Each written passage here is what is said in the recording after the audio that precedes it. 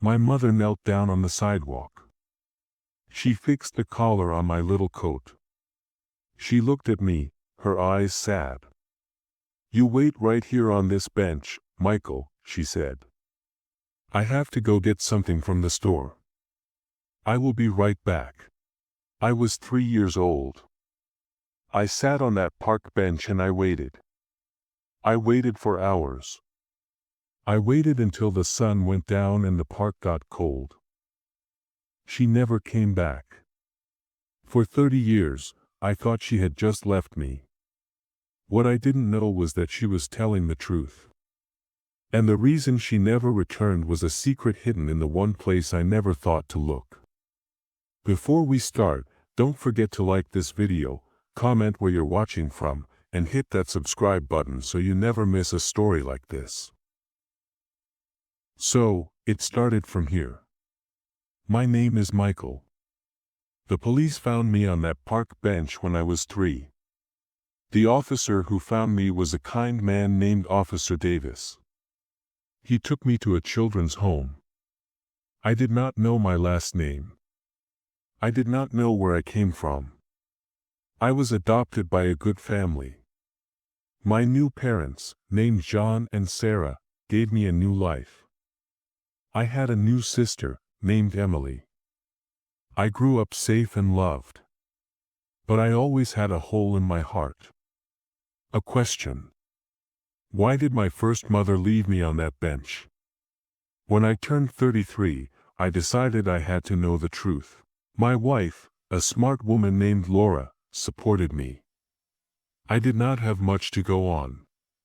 Just a memory of a park, a bench, and a promise. I hired a private investigator. A kind woman named Mrs. Peterson. She was an expert at finding lost family members. I told her my story. She started with the old police records.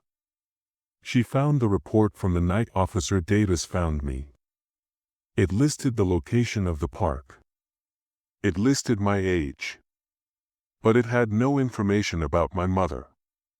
It was like she had vanished into thin air. For weeks, Mrs. Peterson found nothing. It was a dead end. Then, she had an idea. "Michael," she said, "we have been looking for a woman who ran away. What if we are looking for the wrong thing? What if she didn't run away?" She went back to the old newspapers from that same week, 30 years ago. And she found it. A tiny article on the back page. It said a woman's body had been found. She had no identification.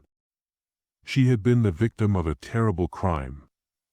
The police did not know who she was. The article called her a Jane Doe. The location where her body was found was just 2 blocks away from the park where she left me. The time was just a few hours after she told me she would be right back. Mrs. Peterson went to the old police files for this unsolved case. The detective who worked on it then was a man named Detective Miller. The file had a picture of the woman's belongings. A simple purse. And inside that purse was one thing. A small, worn photograph of a little boy. A little boy with my face. It was her. My mother. Her name was Catherine. She did not leave me. She was taken from me. The case was 30 years old. The trail was cold. But Mrs. Peterson was a very good investigator. She found the name of the original landlord of the building where my mother lived. A man named Mr. Hayes. He was very old now. We went to see him. He remembered my mother.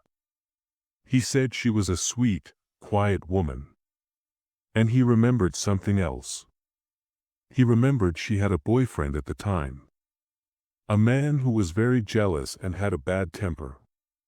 A man named Frank.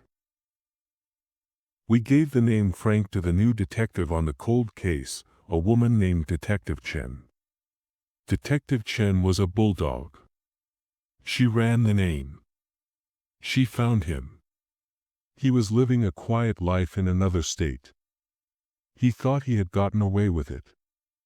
When the police questioned him, he denied everything. But Detective Chen was smart. She found his old car. And in that old car, she found the proof she needed to connect him to the crime. Last week, 30 years after he did it, Frank was arrested for the murder of my mother, Catherine. I went to his trial. I sat in the courtroom. I saw the man who had stolen my mother from me.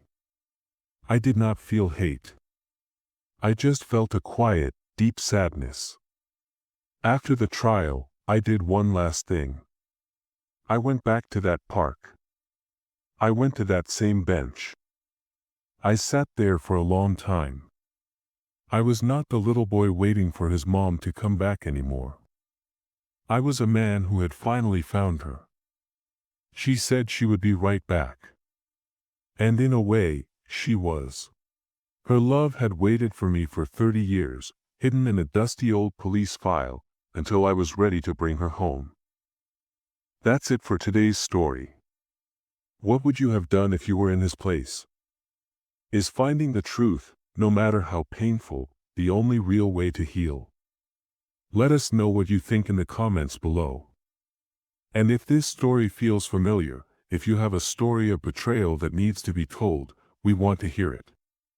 There is a link in the description where you can submit your story to us. Thank you for listening to The Voice of Betrayal. Don't forget to like and subscribe so you never miss a story.